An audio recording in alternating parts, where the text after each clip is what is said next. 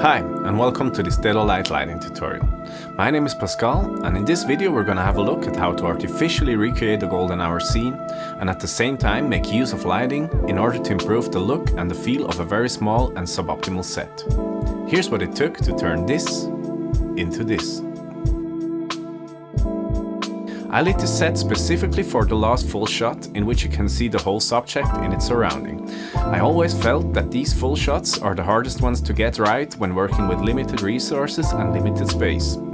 Since I was shooting this video in times of the coronavirus, when we were asked to stay home, I felt like it was a good opportunity to try to show how lighting can be a very useful tool to visually improve a shot filmed and lit by a one-person crew in a room that is far from optimal considering the limited space it provides. Thankfully, Dedolight provided me with a suitcase consisting of 3 bicolor DLED7 fixtures with lots of accessories. During this tutorial, we're going to focus on 2 main aspects: the merely aesthetic or stylistic aspect, and the technical measures to help making the set and the final image more interesting and visually appealing. From an aesthetic or stylistic aspect, the first thing to come to mind is the color temperature, the positioning of the fixtures, and the quality of the light, whether it's soft or hard. Recreating the golden hour means that we're working with a very warm light.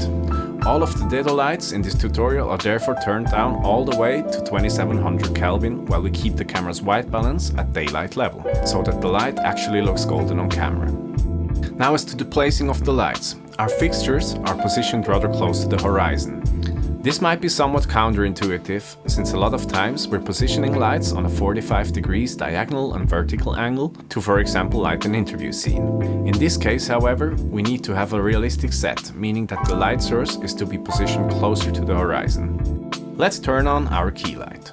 For the key light, we're using an almost completely flooded DLED7 with a parallel beam adapter, shooting into a slightly diffused reflector. There seemed to be a sweet spot in terms of maximum output that was just a bit less than fully flooded. By this, we're introducing a rather hard light with just a bit of diffusion and wrap around the shadows. From an aesthetic standpoint, this makes sense, as direct sunlight is by default a parallel light that will cast the hard shadow.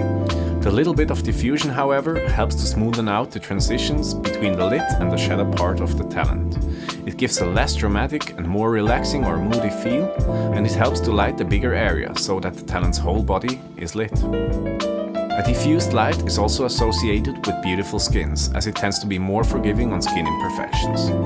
So the hard nature of the light with just a bit of diffusion gives us a good compromise between a realistic feel and our aesthetic expectations.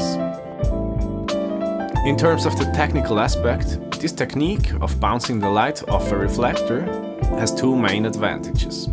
The first one has to do with the inverse square law. Double the distance, quarter the light. Knowing how to deal with that can be especially helpful in small spaces. By bouncing the light off a reflector, our actual light source is further away from the subject. The closer the subject is to the light source, the more drastic are the changes of light level from point A to point B.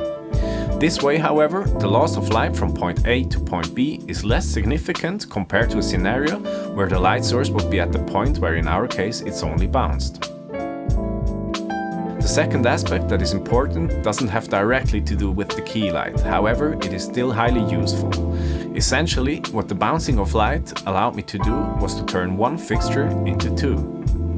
By introducing a smaller second mirror, I was able to create another light beam that allowed me to light up some foreground elements very effectively without altering the light level of all the space between the subject and the foreground. In terms of the style, it is necessary to light some of the foreground elements because we want to give the illusion of a sun-flooded room.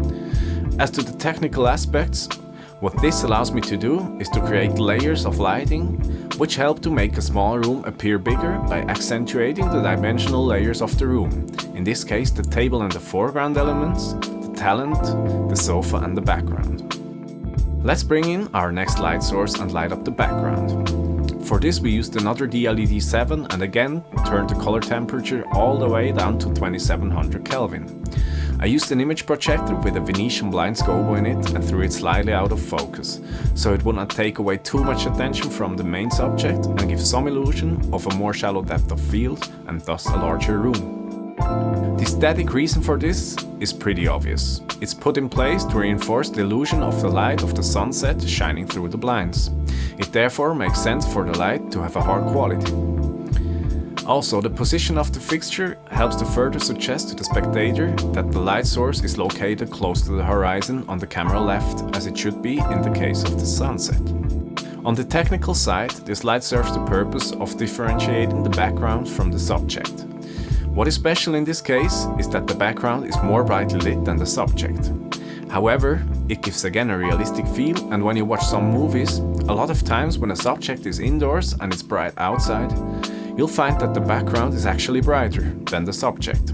The most important thing, in my opinion, is that there's a way to tell the subject from the background, be it by color difference, by difference of exposure, or by lighting techniques such as a rim or a kicker, or a stylized background as in this case. Last but not least, the directionality of this light helps to guide the eye of the viewer towards the subject, while at the same time giving some touches of details here and there, and therefore creating a richer image. The last two lights are pretty straightforward.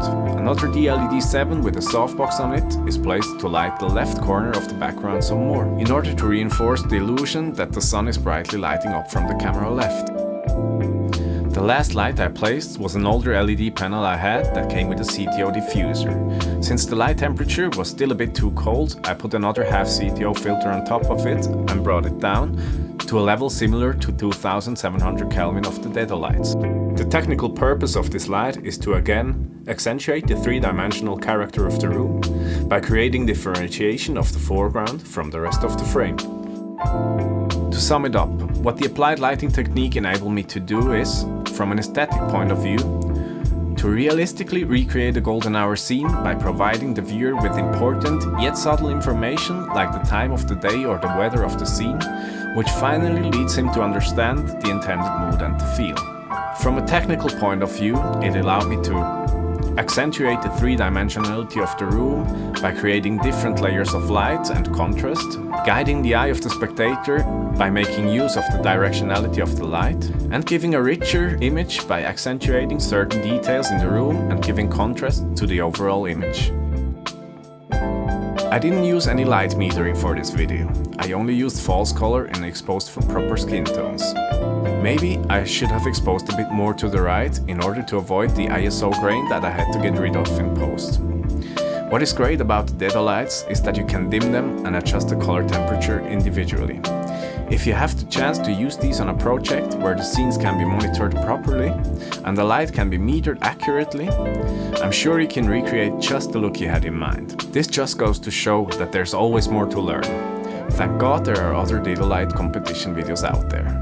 Thanks for watching and enjoy lighting your sets with Dedolights.